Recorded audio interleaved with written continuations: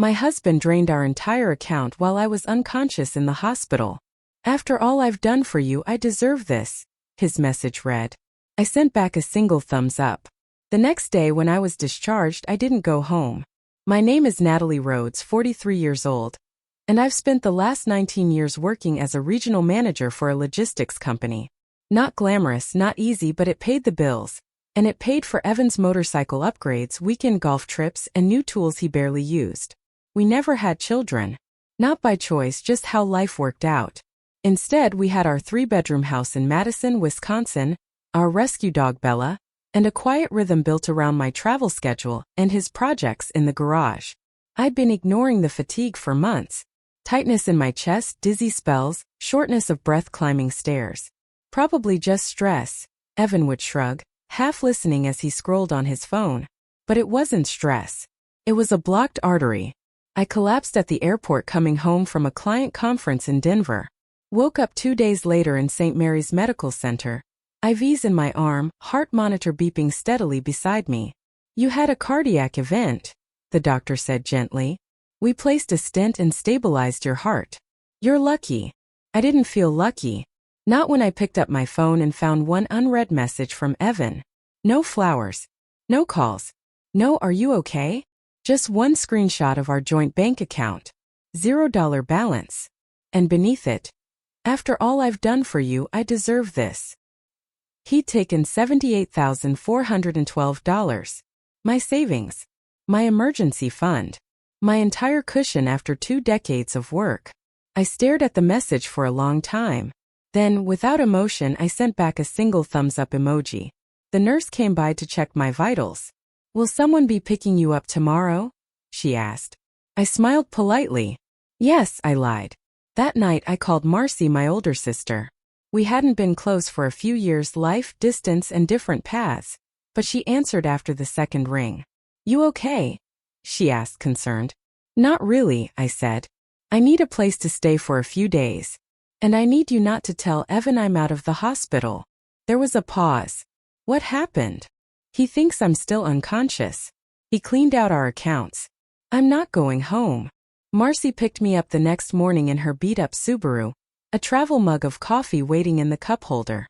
We didn't talk much during the drive to her place, a quiet duplex on the outskirts of town. She didn't push for details. Just handed me a spare key and pointed to the guest room. I'll be working late this week, she said. Make yourself at home. And if you need to talk. I'm not ready yet, I said. She nodded. Okay. I spent the next 2 days sleeping more than I ever had in my life. My body was recovering, but my mind kept drifting. To the moment I met Evan in college, the garage he loved more than our living room, the way he started locking his phone 2 years ago. The signs had always been there. On day 3, I finally checked the mail app on my phone. Hidden under a separate inbox I'd set up years ago for financial alerts, the kind Evan never knew about, were a dozen notifications from our credit union. Login attempt blocked. Password reset requested. Transfer initiated. He was thorough. He tried to move more than just the checking account funds.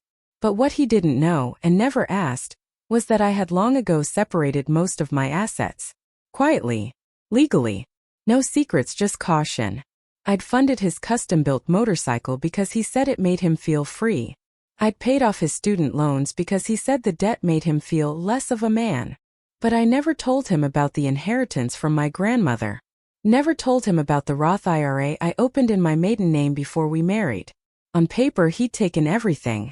In reality, he'd taken only what I let him see. That night, I called Daniel Burke, a former client who had transitioned into estate law. He picked up from his office. Natalie? Wow. It's been years. Too many, I said. I need to ask you something off the record. Go ahead. If your spouse drains a joint account while you're in the hospital recovering from heart surgery, does that count as financial abuse? There was a pause. Then it could. Especially if you were medically incapacitated at the time. Want me to take a look? I forwarded him the text message and a PDF of the transaction summary I downloaded the night before.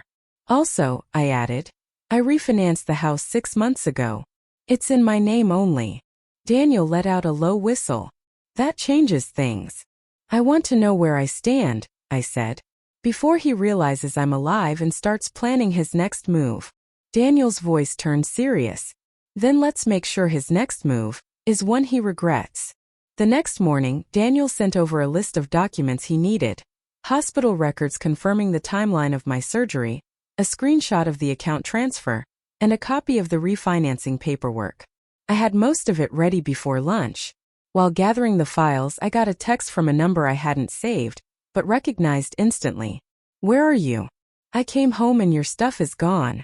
I didn't respond. 2 hours later, another one followed. "If you're mad, we can talk. But this disappearing act isn't fair. I thought we were better than that." The irony almost made me laugh. Evan was playing the victim now. I forwarded the messages to Daniel with a note. He's starting to panic. That evening, I took a walk around Marcy's block, letting the cold evening air clear my head. I passed a couple walking their dog, their hands intertwined, laughing about something small. It hurt more than I expected. I wasn't mourning Evan. I was mourning the illusion I had convinced myself to believe in. When I got back, Marcy was on the couch watching a baking show. "He texted you, didn't he?" she asked without looking up. I nodded. 2 messages so far. "He's not sorry." "I know. You thinking about going back?" I shook my head. "I'm thinking about getting my life back." The next morning, Daniel called. "There's something you need to know." "Okay." I pulled Evan's public financials. A little digging showed he applied for a business line of credit last year under the name Rhodes Custom Cycle. "He told me that was just a hobby," I said slowly. "Yeah, well, it's a hobby with $28,000 in debt, 2 Max credit cards, and 1 equipment lease. And he used your name as a guarantor on all of it." My stomach dropped. "What?" "He forged your signature." That night I didn't cry. I didn't throw anything. I didn't rage. I just opened my laptop and went to the shared cloud drive Evan had set up years ago for household files. He probably forgot I still had access. Inside a folder labeled Taxes 2023, I found everything I needed. Invoices for motorcycle parts one never approved. Payment receipts made with joint funds. 1 PDF titled Equity Transfer Agreement, with my forged signature. I took screenshots of everything and sent them to Daniel. Then I wrote one line in the email. "He didn't just steal from me. He stole as me." Daniel replied 3 minutes later. "Got it. We're moving to file for emergency financial injunction tomorrow. I'm adding forgery and spousal exploitation to the affidavit." I stared at my screen, letting the words sink in. Evan hadn't just betrayed me. He had underestimated me. And that was about to become his most expensive mistake. The courthouse was colder than I remembered. I sat beside Daniel at the emergency injunction hearing, fingers curled tight around a paper cup of burnt coffee. Across the room, Evan looked different. No smug confidence. No crocodile charm. Just a pale face in an ill-fitting blazer, eyes darting anywhere but at me. His lawyer, a woman named Celeste with sharp heels and a sharper tongue, leaned over to whisper something. Evan nodded, but his hands wouldn't stop twitching. Judge Pritchard adjusted his glasses and looked directly at Evan. "Mr. Rhodes, did you access joint funds while Ms. Walsh was hospitalized for cardiac surgery?" Celeste stood. "Your Honor, my client was under the impression that these funds were." "Answer the question." The judge cut her off. Evan cleared his throat. "Yes, Your Honor." "And did you use those funds for personal business expenses under an LLC where Ms. Walsh is not listed?" "Yes, sir." The silence that followed was thick enough to choke on. Daniel stood, calm and composed. "We've submitted documentation proving Ms. Walsh was medically incapacitated during the time of withdrawal, and that her signature was forged on at least 2 financial instruments, including a business guarantor form and a vehicle lease." The judge glanced over the paperwork. Forgery during medical incapacitation is not just unethical, it's criminal. Celeste began to protest, but the judge raised a hand. "I'm freezing all accounts under Mr. Rhodes' control, including business assets tied to jointly guaranteed loans. Furthermore, I'm granting Ms. Walsh exclusive access to the marital residence pending divorce proceedings." I exhaled slowly. Not relief, control. The first time in months I'd felt it. Outside the courtroom, Evan approached. Celeste tried to hold him back, but he waved her off. "May wait," he called. I turned but didn't stop walking. You don't understand. I was panicking. You were in surgery. I thought I might lose you. I was just trying to secure. I stopped short and faced him. You weren't trying to secure anything, Evan. You were trying to replace me. With my money. His jaw tightened. So what? This is revenge. No, I said evenly. This is accountability. Back at Marcy's, she handed me a bottle of sparkling water and raised an eyebrow. Well, they froze everything. He can't even buy gas with a debit card now. She grinned. I love the justice system sometimes. Later that night, I sat by the window with my laptop, going over the financial map Daniel had helped me build. There were still gaps, funds Evan had tried to shift through smaller, fragmented accounts. But the paper trail was there. And in the morning, I'd be ready to follow it all the way through. I didn't want revenge. I wanted the truth recorded, the damage traced, the system that let him do this exposed and dismantled. And I was just getting started. 2 mornings after the injunction, I met Daniel at his office. He was already seated, a folder open in front of him and a tired smile tugging at the corners of his mouth. We found something, he said, sliding a printout across the table. I leaned in. A new bank account, opened 6 months ago under the name of Catalyst Insight Group LLC.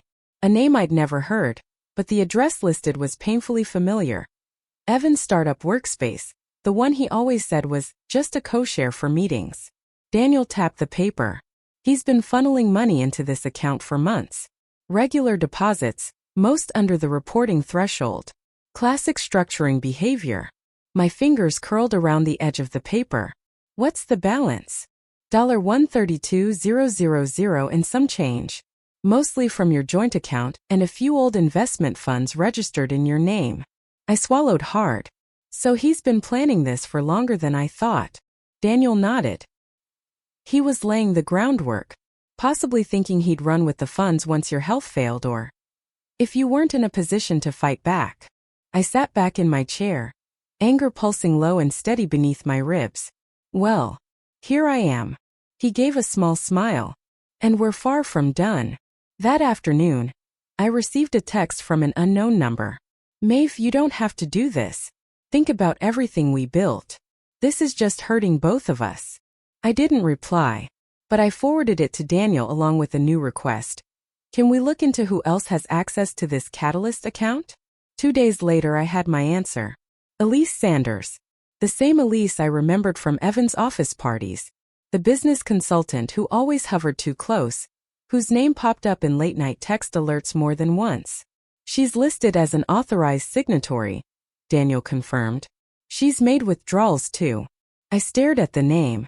It wasn't the betrayal that stung the most, it was the stupidity. That he thought he could hide this. That he thought I'd just roll over and leave it all behind. Later that week I stopped by the house. My house. I had exclusive rights to it now, per court order. Evan was gone, probably shacking up with Elise. The front hallway still smelled like his cologne, and it made my skin crawl. I walked through each room slowly, methodically. Not to reminisce, just to catalog. Every item that was truly mine. Every memory I'd take back. I boxed up the photos I still wanted, packed away my late father's watch, the small wooden jewelry case my mom gave me at graduation, and the worn copy of Pride and Prejudice with my handwritten notes in the margins. In the bedroom I found the note he left on the nightstand. We were better once. Maybe we still could be. I read it once, then tore it in half. And again. Until the pieces fit no narrative but the truth. We were done. That night, back at Marcy's, I poured a glass of wine and clicked open the new folder on my desktop. Discovery Phase 2. Bank records. Communications. Contracts forged in the shadows. And soon testimony. They thought I was fragile. But I wasn't broken. I was documenting. And when the time came, I'd be the one holding the pen that wrote the final chapter. A week later, Daniel filed the motion to subpoena Catalyst Insight Group's account records and communications.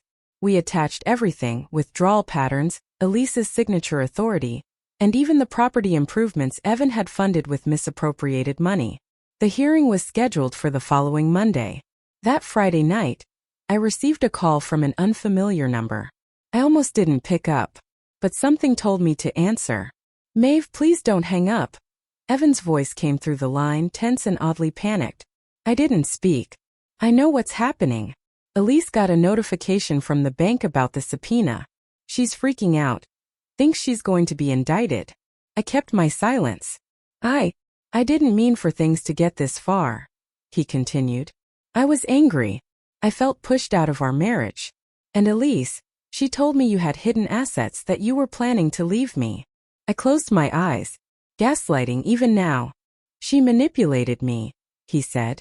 I finally responded, my voice cold. So your solution was to drain our accounts while I was unconscious? Silence. I was scared, he said weakly. I thought you were going to die. I panicked. I could almost hear the plea forming in his throat, the desperate, unspoken wish that I'd say something comforting, forgiving. You made a choice, Evan, I said. And now you live with it. I hung up. On Monday, the courtroom felt colder than usual. Elise didn't show. Her attorney claimed she was traveling. Evan sat stiffly beside his lawyer, eyes sunken, shoulders hunched. Daniel stood and addressed the judge. We have submitted documentation that shows a pattern of financial concealment, unauthorized fund transfers, and conflict of interest via a business entity partially controlled by the respondent's extramarital partner. My client, Ms. Ellis, was incapacitated due to a medical emergency during several of these transactions. The judge didn't even blink. And you have evidence that the accounts in question were funded entirely by Ms. Ellis's income? Yes, Your Honor. We've cross-referenced her deposit records and confirmed that Mr. Hartman had no verifiable income during the same period. Evan's attorney attempted to argue marital entitlement. The judge cut him off. Not during incapacitation, he said sternly. Not when there is documented evidence of intent to conceal. By the end of the hearing, the judge ruled in our favor. Catalyst Insight Group's assets were frozen. Elise was ordered to appear in court within 10 days. Evan was barred from accessing any marital accounts and ordered to return $78,000 within 30 days or face contempt charges. Outside the courtroom, Evan rushed up to me. Maeve, wait, can we talk? I turned to face him, truly face him, maybe for the first time in years. There's nothing left to talk about, I said. I lost everything. No, I replied. You threw it away. He opened his mouth, but I'd already turned and walked away, heels clicking steadily, confidently across the polished floor. Later that night, Marcy poured us both a drink. To justice, she said, raising her glass. I tapped mine against hers. To consequences. Then I pulled out my laptop. Phase 3 was about to begin. And I'd never been more ready. The fallout didn't take long to hit. 3 days after the hearing, Elise Monroe's attorney filed for emergency mediation. The woman who had once smirked across hotel lobbies and pretended I didn't exist was now scrambling to avoid criminal charges. According to Daniel, she offered to voluntarily return the funds to avoid court-ordered penalties. I declined. This wasn't about the money anymore. It was about accountability. When Elise finally appeared in court, her polished persona had cracked. Her roots were showing. Her voice shook when she tried to explain that Evan had assured her everything was above board. The judge wasn't moved. He gave her a choice: full restitution with interest, or formal charges for financial exploitation and collusion. She chose the checkbook. Evan, meanwhile, moved into a short-term rental paid for by his father, the only family member who hadn't cut him off. I heard he tried to file for spousal support. The court laughed him out of the room. As for me, I didn't just rebuild. I transformed. Daniel helped finalize the divorce within 6 weeks. I retained full ownership of the home, the retirement accounts, and the small investment portfolio Evan never even knew existed. I even kept the antique writing desk, his gift to Elise during the affair, that I'd reclaimed during a freeze on their liquidations. That desk now sits in the corner of my sunlit studio, where I've started consulting independently. Turns out, once people hear how you dismantled a web of deception and protected your empire, they want your advice on how to do the same. I named the business Iron Ledger Consulting. Fitting, right? Vanessa came by one Saturday, coffee in hand, eyes gleaming. So, she asked, leaning against the door frame, do you ever miss him? I laughed genuinely. I miss who I thought he was. But then I remember what he actually did, and how I let myself shrink for years to protect his ego. She smiled. Then I'd say you're better off. Damn right. In the months that followed, I took trips I'd once postponed. Visited cities I dreamed of when Evan told me we couldn't afford vacations. I hiked through Sedona. Saw the northern lights in Iceland. Took a solo train ride across Europe. At each stop I mailed myself a postcard with a single line. You were always enough. Then one afternoon, I returned home to find a letter waiting. From Evan. No return address. Just a thin envelope, unceremoniously wedged in the mailbox. Inside, a single line in his handwriting. I didn't know how strong you were until I saw what you did without me. No apology. No regret. Just recognition. I folded the note once and tossed it in the recycling bin without a second thought. Because the truth is, he was right. They had no idea how strong I was until I stood alone. And now, I wasn't just surviving. I was thriving.